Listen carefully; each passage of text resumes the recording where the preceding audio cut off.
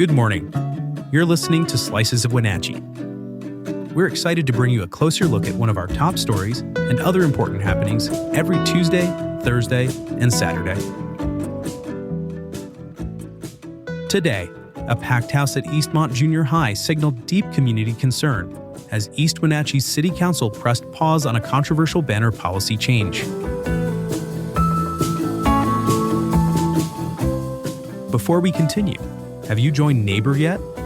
If not, download the app today and join local conversations about issues that matter.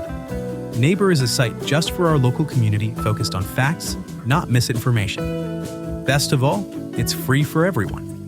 To learn more, visit wenatcheeworld.com/NABUR. Now, let's jump in. More than 100 residents filled the auditorium at Eastmont Junior High Tuesday night to witness a heated public debate over potential revisions to East Wenatchee's banner display policy, specifically whether to remove equity and diversity from the list of themes that don't require full council approval.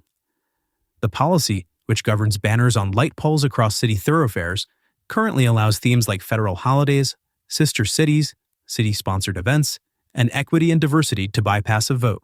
That framework made it possible for the North Central Washington Equity Alliance to display pride banners downtown each June, a tradition that's now in question. The debate officially began last month when Councilmember Castellante brought the issue to a workshop session, initially saying he hoped to expand the list of permitted banner topics. Since then, however, 4 of the 5 proposed policy revisions submitted by council members, including Castellante himself, have moved to eliminate the equity-diversity category altogether. The shift has sparked backlash from residents who view the move as targeting the LGBTQ+ community. On Tuesday, over 30 individuals came forward during the public comment period. Many shared personal stories about what the banners symbolize: inclusion, representation, and safety. Zoe Jaspers, a queer and transgender minister, described returning to East Wenatchee in 2023 and feeling an overwhelming sense of welcome because of the pride banners. They said, "It was the first time I felt like I could be home and safe at the same time." Others echoed that sentiment, calling the banners a simple but powerful gesture of community belonging. Council members were largely silent during the comment period, though Councilmember Christine Johnson, who had previously expressed disapproval of the pride banners, noted the city had received reports of employees being harassed while installing them. Councilmember Ken Arnold, Johnson's husband, also submitted a revision stating pride banners should not be city-endorsed. Still, the dominant tone in the room leaned strongly towards support for keeping equity and diversity on the list. A few residents voiced concern over taxpayer burden and divisiveness, suggesting the city stick to flags like the U.S. and state banners. But for most speakers, the issue was not just about banners, it was about the city's identity. Former council member Sasha Sleeman, who helped write the original policy, urged current members to consider its foundational purpose, to ensure fairness, free expression, and representation in public spaces. She asked, "What exactly are you afraid of?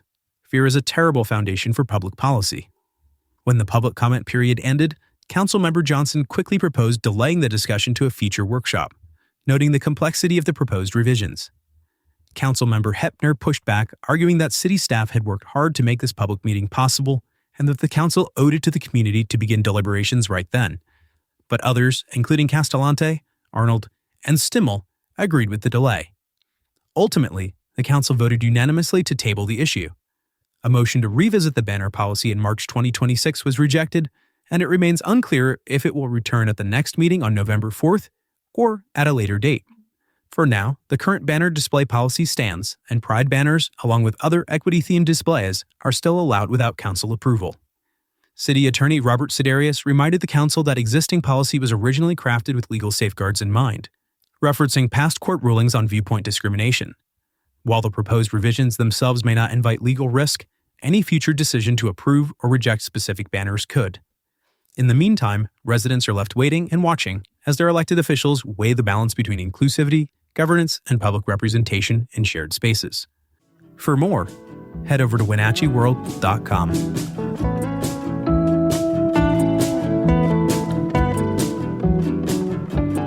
Are you passionate about the issues shaping North Central Washington? Then you won't want to miss the Wenatchee World Forum at Pybus.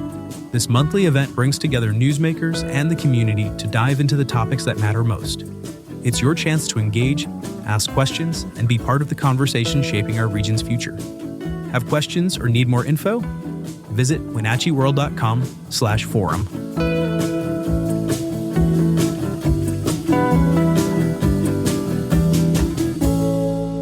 Now, a few other stories you should know about. After nearly 3 months, the Labor Mountain and Lower Sugarloaf fires are almost fully contained, having burned a combined 84,000 acres in north central Washington. Officials say wet weather and local team transitions signal a shift from emergency response to recovery, including environmental assessments and reseeding efforts along fire lines. So what exactly is a tax increment area, and why does it matter?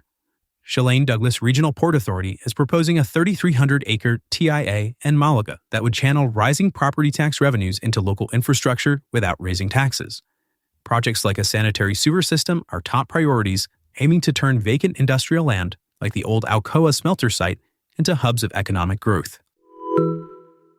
Chelan County PUD is taking a major step into the future of energy management by joining the Markets Plus program, a centralized energy trading platform.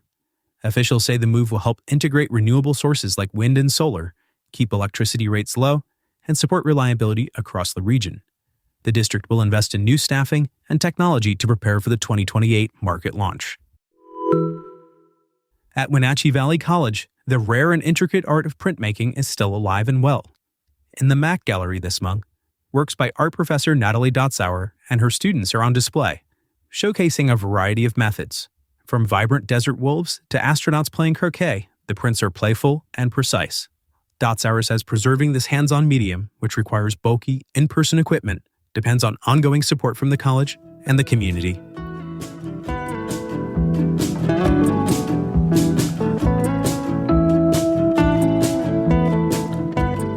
Thanks for listening. For more information on all the stories you heard today, visit us at wenatcheeworld.com. The Wenatchee World has been engaging, informing, and inspiring North Central Washington communities since 1905. We encourage you to subscribe today to keep your heart and mind connected to what matters most in North Central Washington. Thanks for starting your morning with us, and don't forget to subscribe to Slices of Wenatchee wherever you listen to podcasts.